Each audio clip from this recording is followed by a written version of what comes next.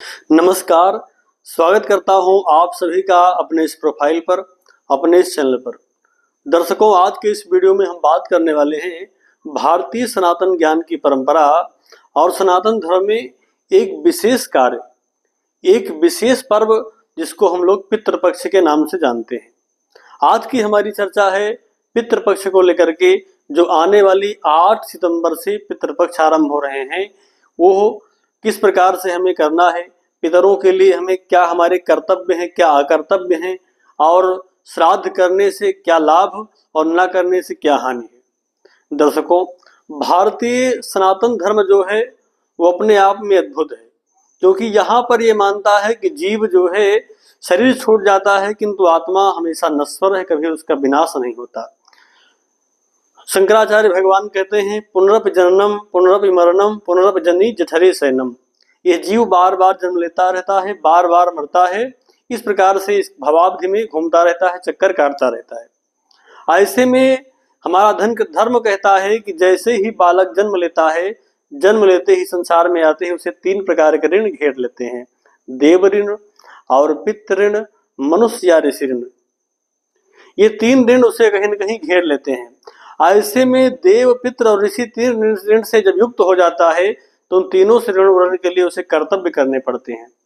देव ऋण के उड़न के लिए हमें यज्ञों का करना, यज्ञ अनुष्ठान आदि जो हम करते हैं वो कहीं न कहीं हमें देवताओं के ऋण से मुक्ति दिला देते हैं। ऋषियों के ऋण के द्वारा हमें, ऋषियों के ऋण से मुक्ति के लिए हमें शास्त्रों का अध्ययन करना चाहिए, उनका चिंतन करना चाहिए, उसका सत्कार सम्मान करना चाहिए। जब हम उनके द्वारा रचित शास्त्रों का अध्ययन करते हैं, चिंतन करते हैं, उन पर मनन करते हैं, तो ऋषि ऋण से हम मुक्त हो जाते हैं। अब बचता है हमारा पितृ ऋण। पितृ ऋण के लिए हमें अपने वंश में सुंदर संतति को उत्पन्न करना और उसके पश्चात पितरों का जो प्रति हमारा कर्तव्य है उस कर्तव्य को करना होता है। ऐसे में आने वाली जो 8 तारीख से हमारी श्राद्ध पक्ष प्रारंभ हो रहे हैं, इसमें हमारा जो कर्तव्य है पितरों के प्रति, वो कर्तव्य हमें करना चाहिए।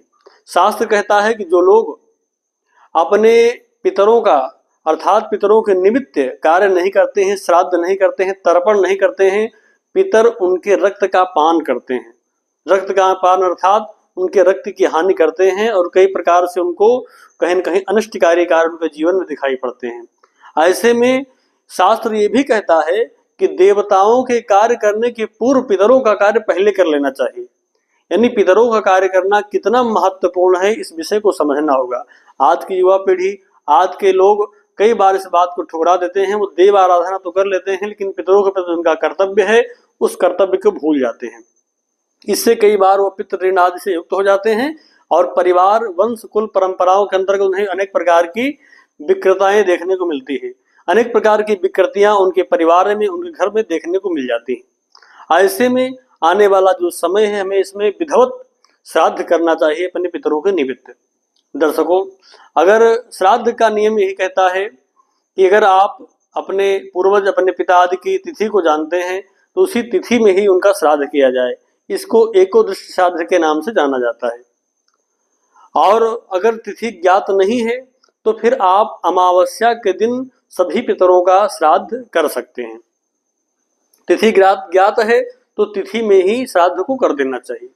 और साथ ही साथ तर्पण तो निरंतर 15 दिन तक, जब तक ये पक्ष आपका चलेगा, इस पक्ष में तर्पण निरंतर करते रहना चाहिए। चाहे देव तर्पण, ऋषि तर्पण और मानव तर्पण करते ही रहना चाहिए। तर्पण को बंद नहीं करना चाहिए 15 दिन तक। और जिनकी तिथि ज्ञात है उस तिथि के आधार पर उनका श्राद्ध कर देना चाहिए। श्राद्ध, जिन लोगों की चतुर्दशी में मृत्यु हो जाती है, शास्त्र कहते हैं जिन लोगों की चतुर्दशी में मृत्यु होती है उनका श्राद्ध चतुर्दशी में नहीं किया जाता, अपितु उनका श्राद्ध भी अमावस्या तिथि में करना चाहिए।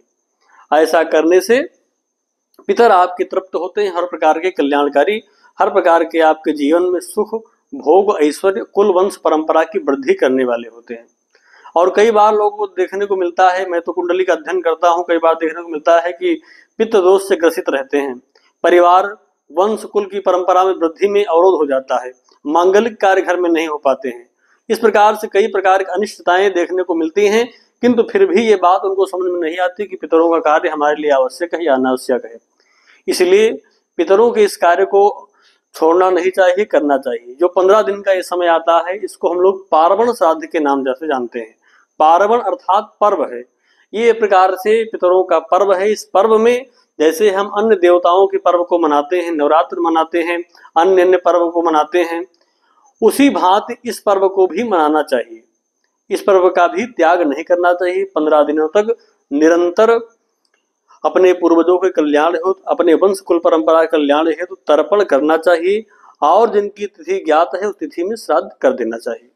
तो दर्शकों, आज के लिए बस इतना ही। पुनः मिलेंगे नई वीडियो नई जानकारी के साथ, और अगले वीडियो में हम बात करेंगे श्राद्ध किस प्रकार से किया जाए, श्राद्ध में जो भोजन बने वो किस प्रकार से हो, और किन किन लोगों को भोजन कराया जाए, किनको न कराया जाए। इन सब विषयों की चर्चा अगले वाले वीडियो में करेंगे।